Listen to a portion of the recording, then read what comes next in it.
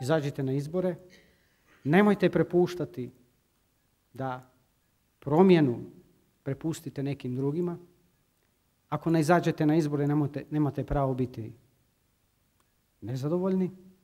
Imate priliku svojim glasom dati priliku onima koji sigurno to mogu.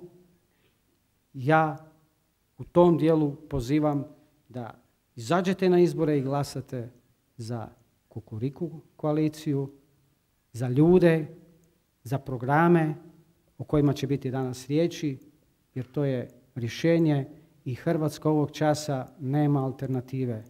Treba ju probuditi. Što će ova naša koalicija Socijaldemokratske partije, Hrvatske narodne stranke, Hrvatske stranke umirovljenika i Istarskog demokratskog sabora učiniti? Mi imamo puno zadataka u rješavanju i izgradnji sustava mirovinskog osiguranja.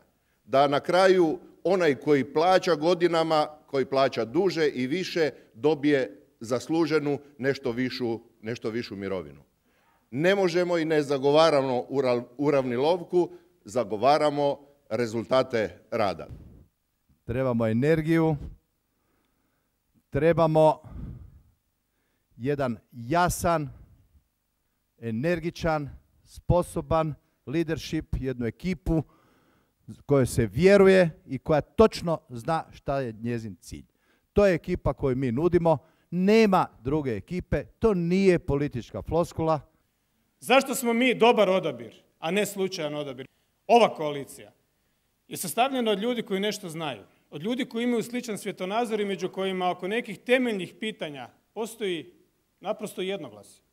Ljudi koji imaju iskustvo, ljudi koji nemaju tu vrstu iskustva, ali koji imaju neku drugu novu energiju. To je jedan kvalitetan, dobar tim koji zaslužuje šansu i koji ide na izbore zato da bi stvari mijenjao. Ne zato da bi doveo tutore iz inozemstva, pokrio se njima i rekao, čujte, oni nam vele da moramo, smanjiti plaće i mi to moramo napraviti. Je.